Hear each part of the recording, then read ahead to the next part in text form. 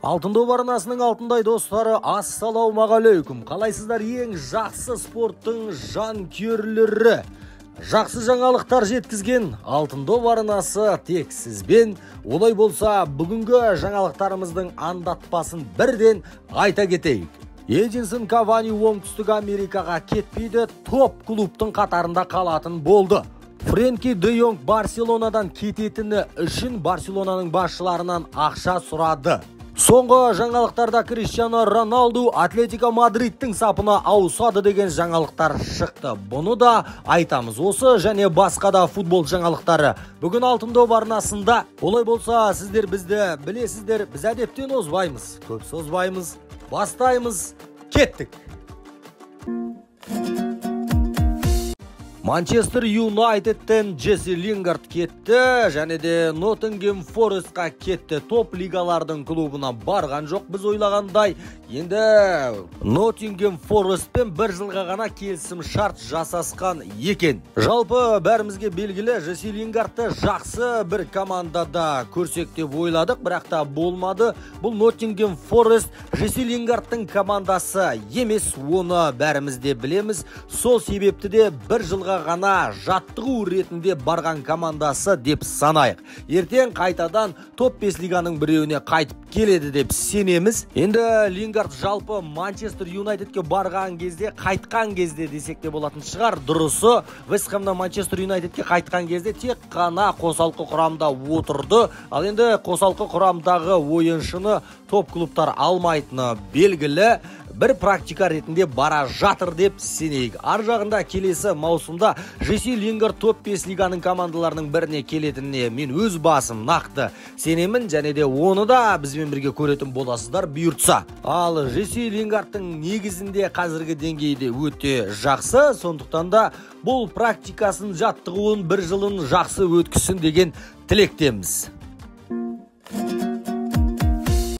Тағы да бір ресми ақпарат, ол Александр Зинченко ресми түрде Арсеналдың ойыншысы атанды, және де Арсеналдың қазіргі бас бапкері Микель Артета Зинченконы қалай қолданатынын жеткізді. Мен Зинченконы жақсы танимын, және де Зинченко жалпы мансабын ондық ретінде бастаған болатын, жартылай қорғаушы ретінде бастаған болатын. Біз оны Манчестер Ситида сол жақ қапталдағы қорғаушыға айналдырып жібердік.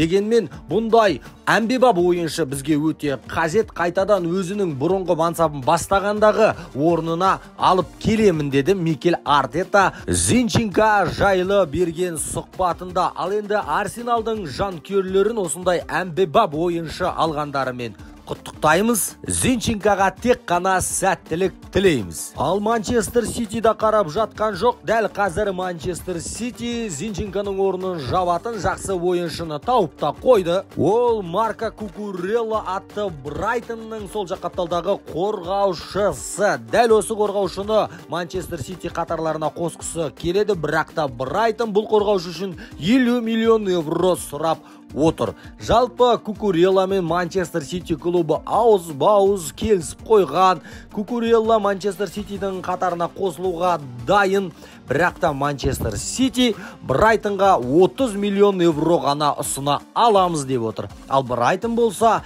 50 миллионнан кемі кем, алсаң ал, алмасаң қой деп отыр. Осында екі жақты келісім шарт болып жатыр дәл қазір, бірақ та екі жақ келісім шартқа келе алады ма, алмайды ма, оны біз әзірге білмейміз, бірақ та сіздер міндетті түрде оны да осы Алтын доп арнасынан білетін боласыздар. Сондықтан да арнамызға жазылып қоюды ұмытпаңыздар. Сіздер жазылып жатқанда біз ары қарай жылжимыз.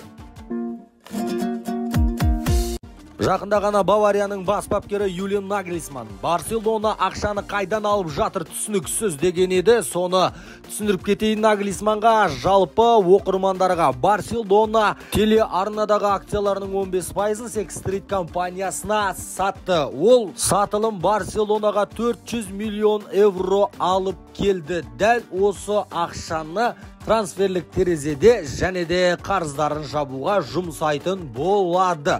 Барселонаның қазіргі жағдайы сондай. Және де Барселонаның президенті Жуан Лапортаның өзі айтты, Жуль Кунде Барселонаға келмейді деді. Жюль Кунде Челсиға барады деп анығын ашып айтты Жуан Лапорта. Дәл қазір Барселона Атлетик Билбаоның қорғаушысын алуға өте жақын. Барселона Иньего Мартинес атты Атлетик Билбаоның қорғаушысымен ауызша келіссөздерді жасасып қойды. Енді тек қана екі команда бір-бірімен келіссөздерді жүргізу керек. Марка басылымының айтуынша және де Жерар Ромероның айтуынша келесі аптада бұл келіссөздер нүктесіне жетеді және де орын алады. Иньего Мартинес келесі аптада Барселонаның қатарына кеп қосылады деп хабарлауда. Парис Сен-Жермен жайлы жаңалықтарды айта кетейік. Біреуге жан қайғы, біреуге мал қайғы. Ал Парис Сен-Жермендіктерге дәл қазір қорғаушылар қайғы болып тұр. Бремерді ала алмады, Ювентус алып кетті. Шкриньярды да ала алмайтын сияқты. Қазір оның үстіне Кимпембе де командадан кетемін деп отыр. Дәл қазір Парис Сен-Жермен клубына өте қатты қажет қорғаушылар, сондықтан да қорғаушы іздеуге кірісті. Және де тапқанда тәрізді РБ Лейпциг клубынан Норди Мукуэле атты қорғаушыны алғылары келіп отыр. Бұл қорғаушы орталық қорғаушы ретінде де жақсы ойнайды. Егер де оң жақ қапталға қорғаушы керек болса, оң жақ қапталда да ойнай беретін әмбебап қорғаушы. Бұл қорғаушы үшін РБ Лейпциг клубы 10 миллионнан сәл жоғары ғана ақша сұрап отыр. Бұндай тамаша қорғаушыны арзан ақшаға алуға әлбетте болады. Және де Кимпембенің орнына алғысы келіп отырған ойыншы ол Гонсало Иньясо Спортинг клубынан. Бұл ойыншыға Манчестер Юнайтед клубы қызыққан болатын, бірақ та ол командамен келісімшарттар үзіліп қалды. Ал қазір Парис Сен-Жермен клубы қатарларына қосуға дайын. Және де бұл қорғаушы Иньясо небәрі 20 жаста, және де осы 20 жасында анау-мынау шабуылшыларыңды өткізбейтінін дәлелдеп тастаған. Ал Парис Сен-Жерменға барып қосылатын болса, одан да ары қарай опыт жинайды және де мықты әлемдік деңгейдегі қорғаушылардың бірі болады деп сенеміз. Жалпы Парис Сен-Жермен кейінгі кезде сауатты скауттармен жұмыс жасап жатыр деп ойлаймын. Френки де Йонг жайлы тағыда бір қызықты ақпарат шыққан екен, соны сіздерге жеткізе кетейін. Жалпы Френки де Йонгты айтып жатырмыз, Барселонадан кеткісі келмейді, Манчестер Юнайтедке ауысқысы да келмейді. Барселонаның ойыншыларына да, басшыларына да жеткізіп жатыр, мен Барселонада қалғым келеді деп. Бірақ та соңғы ақпараттарға сүйенетін болсақ, The Athletic басылымы айтады, Френки де Йонг Барсадан кетеді. Бірақ та Барсадан кетемін деп келіскені үшін Барселонадан 15 миллион евро ретінде ақша сұрап отыр екен, бонус сұрап отыр. Ол қалай? Біз білеміз, командаға келгені үшін, шартқа қол қойғаны үшін бонус сұрайды ойыншылар. Енді кеткені үшін қалай бонус сұрайды, оны біз түсіне алмадық. Осылайша Френки де Йонг бізді таң қалдырып отыр. Осындай жағдайлар болып жатыр Барселонада. Ал енді Френки де Йонг қалады ма, қалмайды ма, оны да алдағы уақытта білетін боламыз. Бірақ та бір білетін нәрсеміз, жалпы ойыншылар ауысқан кезде мен кішкентайымнан сол команданың жанкүйерімін дейді. Ал енді Френки де Йонг қанша болды айтып келе жатқанына, мен Манчестер Юнайтедке бармаймын деп. Егер алда жалда ауысып баратын болса, Френки де Йонгтың да мен осы Манчестер Юнайтедте ойнауды армандағанмын, Олд Траффордта ойнауды армандағанмын деген сұхбатында тыңдап қалатын шығармыз. Эдинсон Кавани Манчестер Юнайтедтен кеткен болатын. Оңтүстік Америкадан бір шама ұсыныстар келді Каваниға, бірақ та Кавани әлі де өзінің мықтылығын біледі, әлі де Европаның топ клубтарына күш бере алатынын сезеді. Сондықтан да Эдинсон Кавани Вильяреал клубымен келіссөздер жүргізіп жатыр. Вильяреал клубы Каваниді қатарларына қосқысы келеді. Ал енді Вильяреал Каваниді қатарларына қосуы үшін өздерінен бір ойыншыны сатуы керек. қаржылық ведомстволары толып қалған. Дәл енді қаржылық ведомство босатуы үшін Пако Алькасерді сатуға кіріскен. Пако Алькасер қазір топпен жаттықпайды, жеке жаттығады және де команда іздеп жатыр өзіне жаңа. Бірақ та әлі команда таба алған жоқ. Ал Пако Алькасер қалай команда табады, солай Эдинсон Кавани міндетті түрде Вильярреалға келеді деп жазды АЕС басылымы және де Sky Sport басылымдары. Каваниді Вильярреалда менде көргім келеді, өте тамаша ойыншы және де Кавани мен Вильярреал бір-біріне лайықты сияқты меніңше. Осы трансфердің орындалуын мен өз басым асыға күтетін боламын.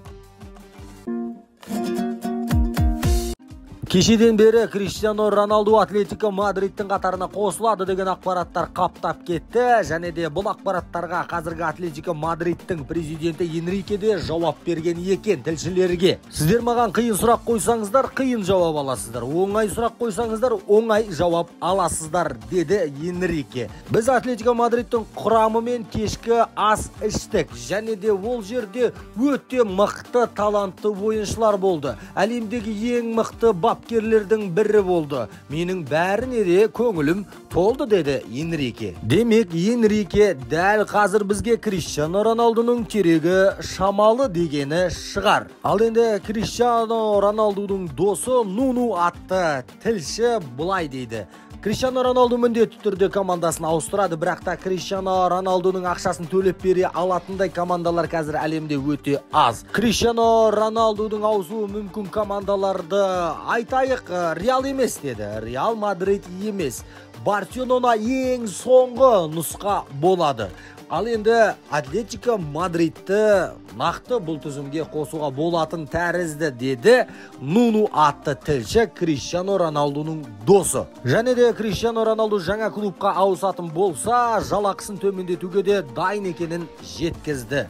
Достар, бүгінгі футбол жаңалықтары осындай. Егер ұнаса, көңілдеріңізден шықса, лайк басып отырыңыздар. Бүгінгі жаңалықтарға қатысты ой пікірлеріңіз болса, міндетті түрде комментарияға жаза отырыңыздар. Ең бастысы, бізбен бірге болыңыздар, себебі біз сіздер үшін күнделікті футбол жаңалықтарын шығаратын боламыз.